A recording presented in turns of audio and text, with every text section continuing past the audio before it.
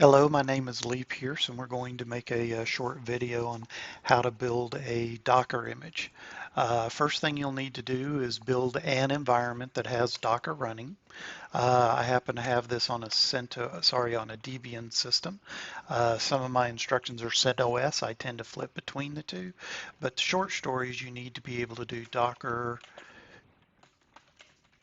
some Docker command and have it respond properly to you. You also need Git. Uh, Git is where repositories of files can be kept. In this case, I need you to go to this website.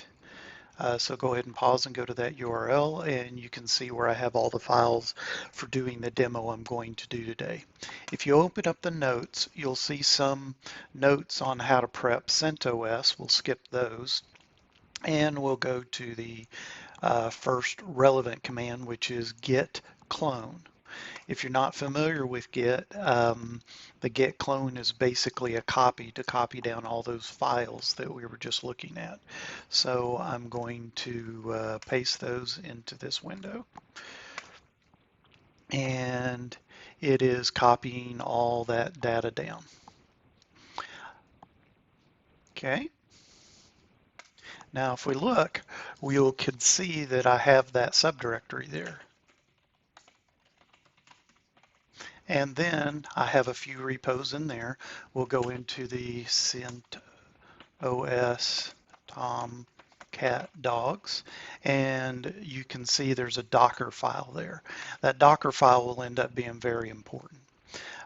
So you have to CD into that directory. I guess that's something missing from my notes. And then we will do a Docker build. So I need to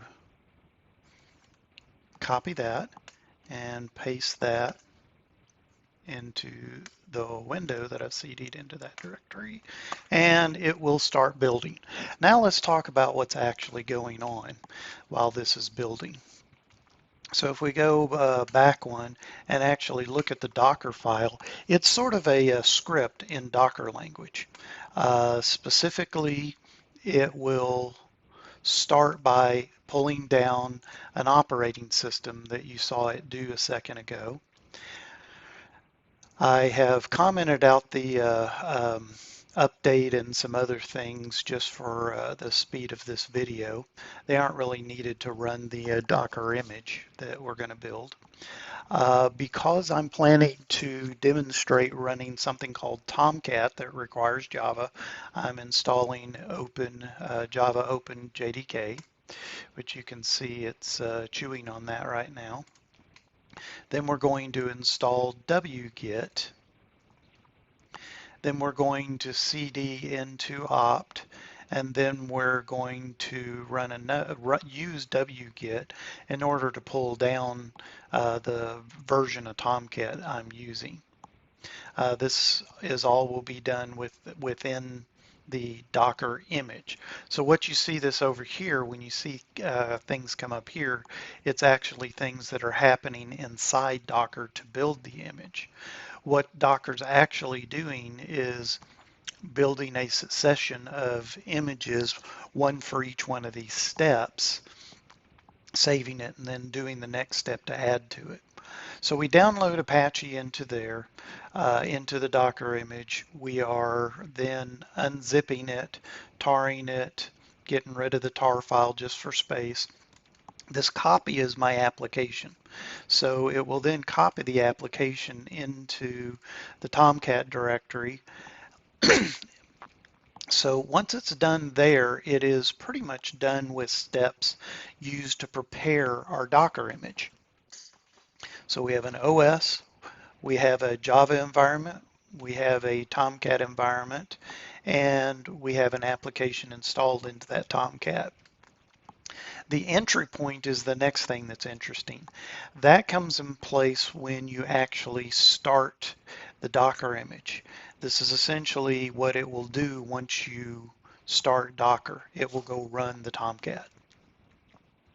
So as we can see, that's running over here. If we go into the other window and do Docker image ls, what we can see is that it actually downloaded CentOS 7 as an operating system. This right here represents the particular image that it's currently working on. So it's installing Java on that particular image. If we keep running a Docker ls, we'll see these image IDs change a couple of times as it's building. Okay, says it's complete. Well, it's probably complete with that one step. So let's talk about the app that I'm installing. If we go into this app and you saw that copy command that copies it into the Docker image, let's go ahead and do an image ls and we can see this image ID changed. So it's building on it. It's building a new image based on the previous image again. So back here, what this is, it's a simple JavaScript or just a web page that's an active web page where it'll simply show us a couple of applications. Since it gets copied in Lee.js, that will end up being part of our URL. There's a whole worlds of knowledge on adminning Tomcat, but in this case, we're just going to do that. Now, the one thing about a Docker image, let's go see how it's doing. Oh, good, it's done. Okay, so the one thing about running a Docker is it doesn't understand an IP. It understands network ports, but it doesn't understand IP. Let's go back into the notes. So what happens is now that we have it ready to run, let's do Docker image ls, and we can see that it created our CentOS Tomcat Lee dogs with the tag of v2.1. That's kind of like a version. And if you notice, our command on build was docker build, clean up all of those images you're making in the interim, name it CentOS Tomcat Lee dogs v.1, and use my current directory, which it expects to find that Docker file in. So the next command that we have in my notes is how to run that Docker image.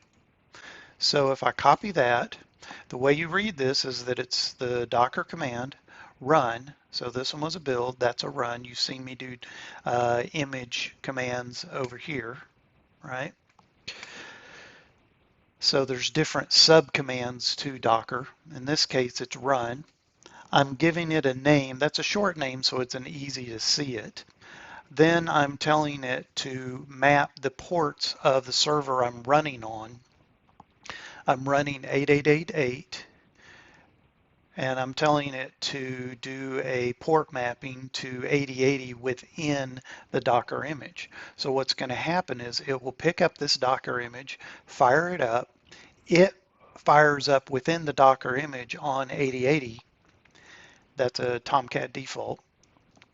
Then the then the Docker daemon will then grab 8888 on the ports of the server it's running on and map it into that Docker image on 8080. You remember the Docker itself doesn't understand IPs, it understands ports only, so you need the OS to map that in. So let's go ahead and run this command.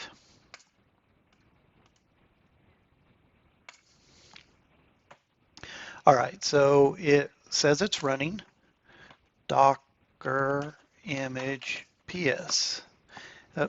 Thought it was PS.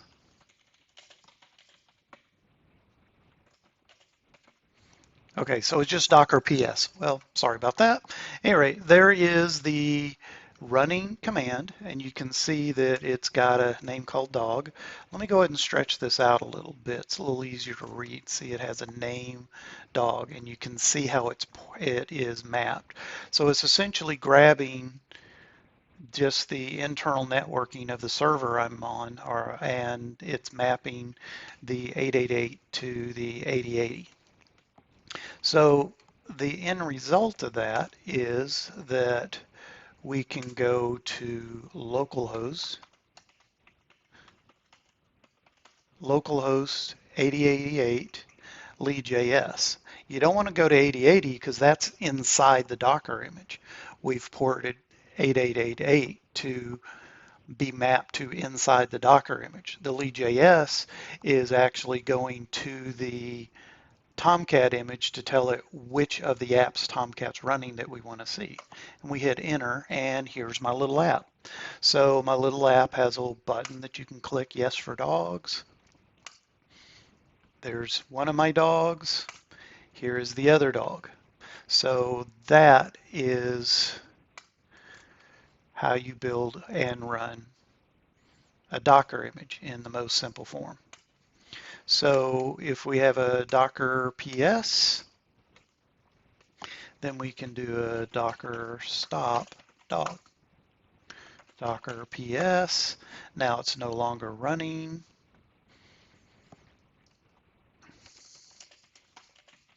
Docker image list shows us what Dockers are available.